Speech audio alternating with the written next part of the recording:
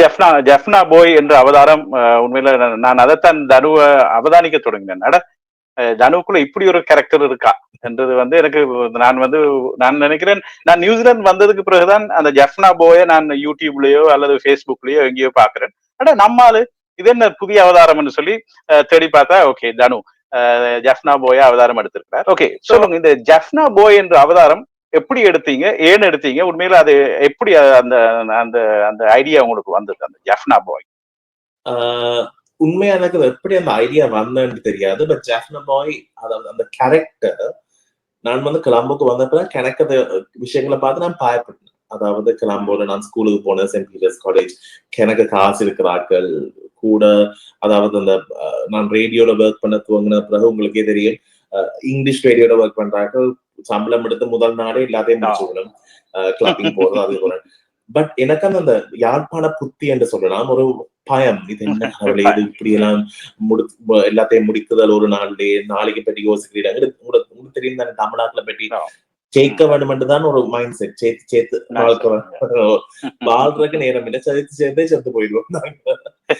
இப்படியான நான் வந்து யோசிச்சு கடைசியா நான் நினைச்சேன்னா இந்த இது எல்லாத்தையும் இதெல்லாம் பற்றி சொல்ல வேணும், பட் இன் ஃபன் வே, ஒரு இன்ட்ரெஸ்டிங் வே, போரிங் இல்லாம, அது மட்டும் இல்ல ஒஃபெண்ட் பண்ணாம இருக்கிறேன்.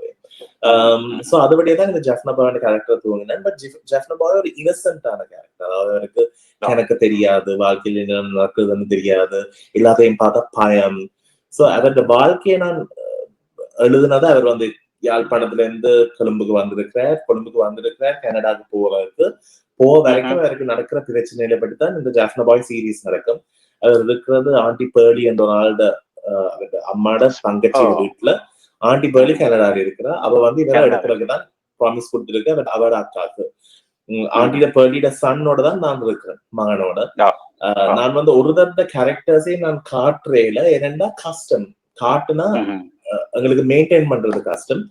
எல்லா பேரையும் ஒரு இமேஜினேஷன்லயே வச்சிருக்கிறேன். எந்த தலையிடையும் எல்லாம் இமேஜினேஷன். எனக்கு ஆண்டி பேர்லி அப்படி இருப்பான்னு எனக்கு ஒரு இமேஜினேஷன் இருக்கு. கூடுதலா நான் பாதிக்கிற பேர்கள் எல்லாம் உண்மையான பேர்கள் தான்.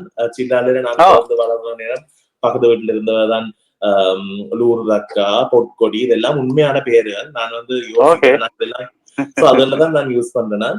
பட் ஜெஃப்னா பாய் செய்யறதுக்கு முந்தையெல்லாம் எல்லாம் யோசிக்கிறேன் நான், ஸ்கிட் போட்டு அது போட்டு இது போட்டு செய்யணும். இப்போ ஒன்றும் இல்ல, டக்குன்னு வேர்ட்டி எடுத்துவன், ஐடியா ஒண்ணு வந்துச்சுன்னா டக்குன்னு செய்யணும்.